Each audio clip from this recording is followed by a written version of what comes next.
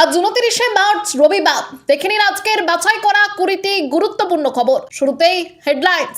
197 আসনে প্রার্থী ঘোষণা ওয়েসি এবং হুমায়ুনের। কতটা প্রভাব ফেলবে হুমায়ুনের জোট? হুমায়ুন কবিরের পরে নতুন সহযোগী পেলেন আসাউদ্দিন ওয়েসি। বৃহস্পতি এবং শুক্রবার হবে যৌথ সমাবেশ। ভাঙরে কত হাজার হাজার আমার ছেলেরা আছে জানেন? তারা নেমে পড়েছে, কেন বললেন আরাবুল। খোকা এখনো বাপ ছাড়া। ভোটের মুখে উত্তরপাড়ায় কল্যাণ ব্যানার্জির পুত্র শীর্ষণ্যর বিরুদ্ধে পোস্টার। প্রচারের মাঝে বড় ধাক্কা খেল বিজেপি। 30 পরিবার সহ বিজেপির মন্ডলের সদস্যদের তৃণমূলে যোগদান। স্ত্রী বিজেপি নেত্রী। তৃণমূলের অভিযোগের পর মালদাহে সেই পুলিশ পর্যবেক্ষককে সরিয়ে দিল কমিশন। বদল আরো 5 জন। এছাড়াও রয়েছে আরো বেশ কিছু খবর। বাংলা পলিটিক্সের সমস্ত খবর প্রতিদিন সকালে দেখতে সাবস্ক্রাইব করুন আমাদের বি পলিটিক্স চ্যানেলটি। আর একটা লাইক করার অনুরোধ রইল। আপনার একটা লাইক আমাদের কাজের উৎসাহ অনেকটাই বাড়িয়ে দেয়। এবার আসছি বিস্তারিত সংবাদে। 26এর যুদ্ধকে সামনে রেখে জোট গড়েছে হুমায়ুন কবির, আম জনতা উন্নয়ন পার্টি ও আসাউদ্দিন ওয়েসির মিম। এখনো পর্যন্ত এই দুই দল মিলিয়ে 197টি আসনে প্রার্থী ঘোষণা করা হয়েছে। রঘুনাথগঞ্জে মিমের প্রার্থী হিসেবে লড়বেন দলের রাজ্য সভাপতি ইমরান সোলাঙ্কি। ওই কেন্দ্রে এই তৃণমূলের হয়ে প্রার্থী হয়েছেন বিদায়ী বিধায়ক আখরুজ্জামান। অন্যদিকে খবর অনুযায়ী আজ ভরতপুরের বিধায়ক পদ থেকে ইস্তফা দেবেন হুমায়ুন কবির। এরপর বুধবার তিনি রেজিনগর ও নওদা এই দুই কেন্দ্র থেকে প্রার্থী হিসেবে মনোনয়ন জমা দেওয়ার পরিকল্পনা করেছেন। তৃণমূল থেকে সাসপেন্ড হওয়ার পর হুমায়ুন কবির নতুন দল গড়ে মিমের সঙ্গে জোট করেছেন। রাজনৈতিক মহলের একাংশের মতে এই জোট বড়সড় প্রভাব ফেলতে না পারলেও কিছু আসনে গুরুত্বপূর্ণ ভূমিকা নিতে পারে। বিশেষ করে তৃণমূল ও বিজেপির ভোট ব্যাংকে প্রভাব ফেলতে পারে তারা, যাকে রাজনৈতিক ভাষায় ভোট কাটুয়া বলা হয়। তবে এই প্রভাব শেষ পর্যন্ত মূল লড়াইয়ের ফলাফলে কতটা প্রভাব ফেলবে তা নিয়ে সংশয় রয়েছে। বঙ্গের সাম্প্রতিক রাজনৈতিক প্রেক্ষাপটে দেখা গেছে সিপিএম অতীতে আইএসএফ বা কংগ্রেসের সঙ্গে জোট করেও উল্লেখযোগ্য প্রভাব ফেলতে পারেনি।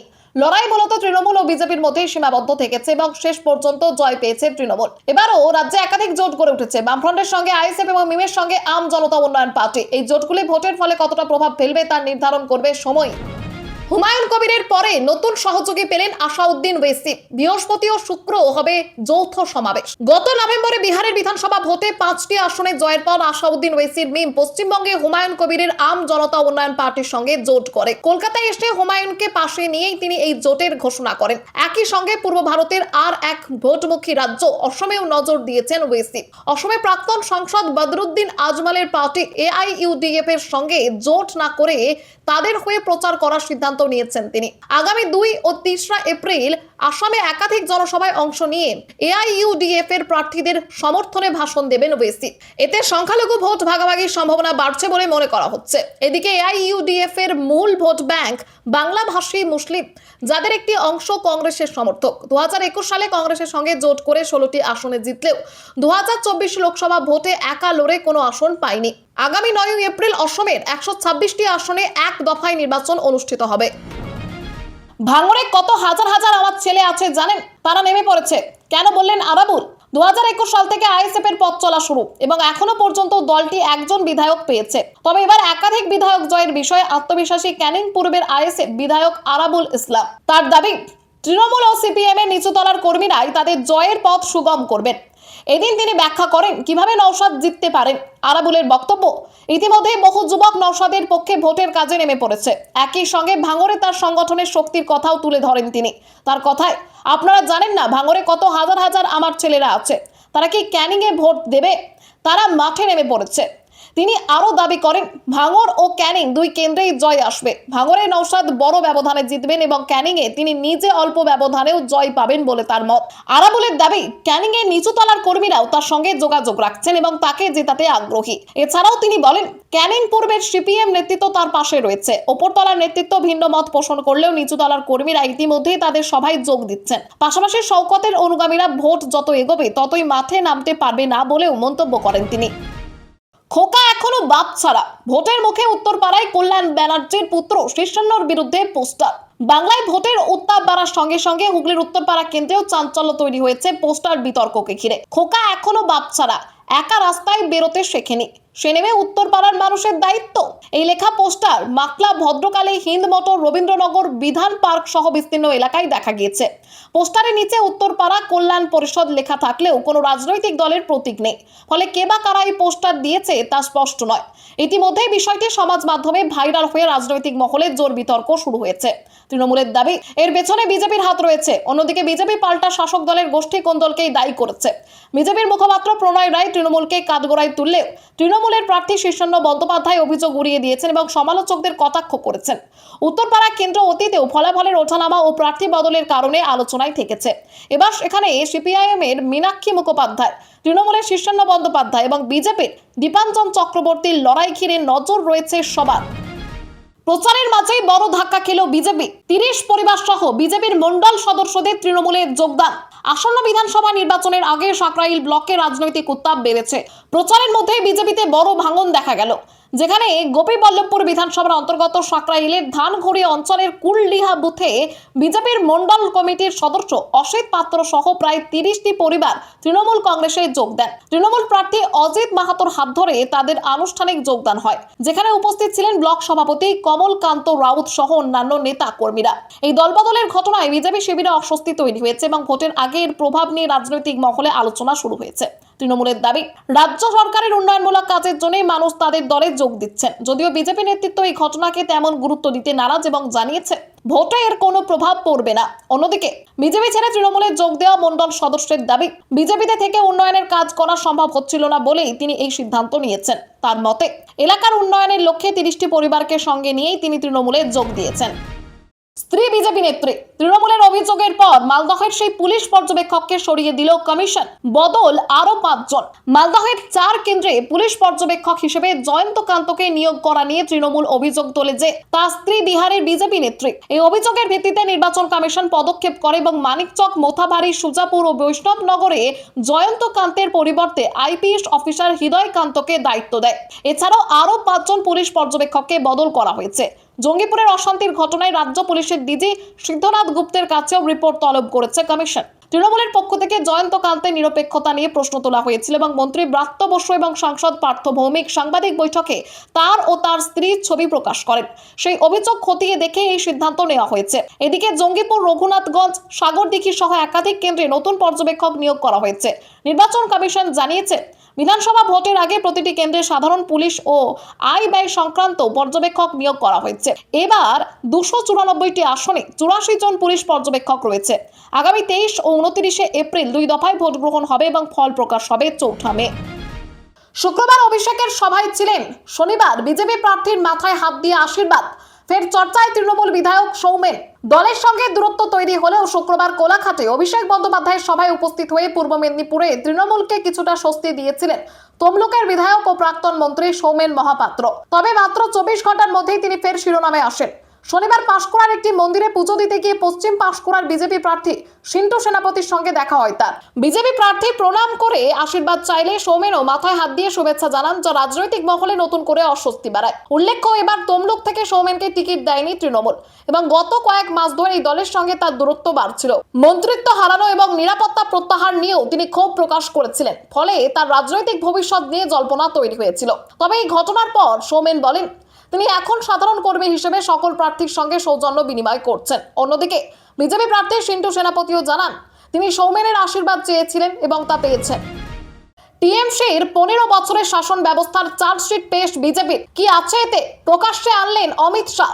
একদিনের বঙ্গ সফরে এসে কেন্দ্রীয় স্বরাষ্ট্রমন্ত্রী অমিত শাহ তৃণমূলের 15 বছরের শাসনের বিরুদ্ধে 35 পাতার একটি চার্জশিট প্রকাশ করেন। তার দাবি, এটি বিজেপি নয়, বরং বাংলার মানুষের চার্জশিট। তিনি বলেন, এই নির্বাচনে মানুষকে ভয় ও ভরসার মধ্যে বেছে নিতে হবে এবং বাংলাকে এগিয়ে নিয়ে যেতে পরিবর্তন প্রয়োজন। চার্জশিটে তৃণমূল কংগ্রেসের বিরুদ্ধে দুর্নীতি, সিন্ডিকেট রাজ, কাটমানি ও ঘুষখোরদের সুরক্ষা দেওয়ার অভিযোগ তোলা হয়। অমিত শাহ দাবি করেন, বাংলায় দুর্নীতি রাজনৈতিক রূপ নিয়েছে এবং প্রশাসন তার বিরুদ্ধে কার্যকর পদক্ষেপ নিচ্ছে না। দেশের নিরাপত্তার প্রসঙ্গ তুলে তিনি বলেন, অনুপ্রবেশ রোধে পশ্চিমবঙ্গ গুরুত্বপূর্ণ এবং বিজেপি ক্ষমতায় এলে 45 দিনের মধ্যে সমস্যার সমাধান করা হবে। এছাড়া নারী নিরাপত্তা, যুবকদের চাকরি এবং উন্নয়নের প্রতিশ্রুতি দেন তিনি। এসএসসি দুর্নীতির প্রসঙ্গ তুলে বয়সসীমা পেরোনোর প্রার্থীদের জন্য ছাড় দেওয়ার কথাও জানান। পাশাপাশি কয়লা, গরু পাচার, রেশন দুর্নীতি এবং ওবিসি তালিকা নিয়েও তৃণমূলকে আক্রমণ করেন অমিত শাহ। রামনবমীর পর এবার হনুমান জয়ন্তীও, মিছিল থেকে কি বার্তা অনুব্রত? রামনবমী উপলক্ষে রাজ্যের তৃণমূল ও বিজেপি দুই দলের নেতারাই পথে নামেন, ফলে ভোটের মুখে রাম ভক্তি তুঙ্গে ওঠে। কেউ পুজো করেন, কেউ মিছিল করেন, আবার কোথাও সংঘর্ষের ঘটনাও ঘটে। লালমাটির জেলায় অনুব্রত মণ্ডলের নেতৃত্বে রামনবমীর মিছিল হয়। পাশাপাশি রাজ্যের বিভিন্ন প্রান্তেও জোর কদমে উদযাপন দেখা যায়। 2017 সালে প্রথমবার কলকাতায় একাধিক রামনবমীর মিছিল বেরোনোর পর থেকেই এই রাজ্যে গুরুত্ব বাড়তে থাকে। শুরুতে এই উদযাপনে বিজেপির আধিপত্য থাকলেও গত কয়েক বছরে তৃণমূল সক্রিয়ভাবে অংশ নিতে শুরু করেছে। অনুব্রত মণ্ডল জানান, রাম সবার এবং এই উৎসব সম্প্রীতির বার্তা বহন করে। তৃণমূল নেতা অতীন ঘোষও বলেন, সব ধর্মের মানুষ মিলে এই র্যালিতে অংশ নিচ্ছেন। তবে ভোটের আবহে রামকে ঘিরে রাজনৈতিক উত্তেজনাও বেড়েছে। মুর্শিদাবাদের জঙ্গিপুরে রামনবমীর মিছিলকে কেন্দ্র করে হামলা, পাল্টা হামলা, ইট বৃষ্টি, ভাঙচুর ও অগ্নিসংযোগের ঘটনা ঘটে। পরিস্থিতি সামাল দিতে বিশাল পুলিশ বাহিনী ও কেন্দ্রীয় বাহিনী মোতায়েন করা হয় এবং রাজ্য জুড়ে সতর্কতা জারি করা হয়েছে। জোর করে ভবানীপুরে পার্টি অফিস করছেন বিজেপি প্রার্থী শুভেন্দু। নির্বাচন কমিশনকে করা চিঠি সুব্রত বক্সির। ভবানীপুর বিধানসভা এলাকায় বিজেপির প্রার্থীর বিরুদ্ধে অবৈধভাবে পার্টি অফিস নির্মাণের অভিযোগ তুলে নির্বাচন কমিশনের হস্তক্ষেপ চেয়েছে তৃণমূল। রাজ্য সভাপতি সুব্রত বক্সি এই বিষয়ে চিঠি দিয়ে দাবি করেছেন, কলকাতার 23B অরফানগঞ্জ রোডে একটি বিতর্কিত জমিতে পুরসভার নিষেধাজ্ঞা সত্ত্বেও নির্মাণ কাজ চলছে। জমিটি নিয়ে হাইকোর্টে মামলা বিচারাধীন থাকা সত্ত্বেও স্টপ ওয়ার্ক নোটিশ অমান্য করা হয়েছে বলেও অভিযোগ। তৃণমূলের দাবি, বিজেপি প্রার্থী শুভেন্দু অধিকারীর নেতৃত্বে এই কাজ হচ্ছে এবং এটি নির্বাচনী ক্যাম্প অফিস তৈরির উদ্দেশ্যে। পুলিশ বাধা দিলে উত্তেজনা তৈরি হয় এবং শুভেন্দু পুলিশকে হুমকি দেন বলেও অভিযোগ। বিষয়টি নিয়ে থানায় মামলাও দায়ের হয়েছে। তৃণমূলের মতে এই ঘটনা নির্বাচনী আচরণবিধি লঙ্ঘন করছে এবং অশান্তির আশঙ্কা বাড়াচ্ছে, তাই দ্রুত পদক্ষেপের দাবি জানানো হয়েছে। অন্যদিকে বিজেপি এই অভিযোগ উড়িয়ে দিয়ে তৃণমূলকেই দোষারোপ করেছে। এর আগেও পার্টি অফিস নির্মাণ ঘিরে পুলিশ ও বিজেপি কর্মীদের মধ্যে বচসা হয়েছিল। পুরো ঘটনাকে ঘিরে রাজনৈতিক মহলে তীব্র চর্চা শুরু হয়েছে এবং এখন কমিশনের পদক্ষেপের দিকেই নজর সকলে। বিজেপির বিরুদ্ধে এবার পাল্টা চার্জশিট। মোদী শাহের কাছে 13টি প্রশ্নের জবাব চাইল তৃণমূল। মণিপুর বেকারত্ব নিয়ে খোঁচা। কেন্দ্রীয় স্বরাষ্ট্রমন্ত্রী অমিত শাহ তৃণমূলের বিরুদ্ধে 35 পাতার চার্জশিট প্রকাশ করার কয়েক ঘন্টার মধ্যেই পাল্টা বিজেপির বিরুদ্ধে চার্জশিট পেশ করে তৃণমূল। শিক্ষামন্ত্রী ব্রাত্য বসু ও সাংসদ মহুয়া মৈত্র, কীর্তি আজাদ সাংবাদিক বৈঠকে 13 দফা অভিযোগ তুলে ধরেন এবং প্রধানমন্ত্রী নরেন্দ্র মোদী ও শাহের কাছে জবাব চান। তৃণমূলের দাবি, শাহ বাংলার মানুষের বিরুদ্ধেই চার্জশিট দিয়েছেন। তৃণমূল মণিপুর হিংসা, পাহেলগাঁও হামলা, দিল্লি বিস্ফোরণ, নারী নিরাপত্তা অনুপ্রবেশ প্রসঙ্গে কেন্দ্র করে প্রশ্ন করে।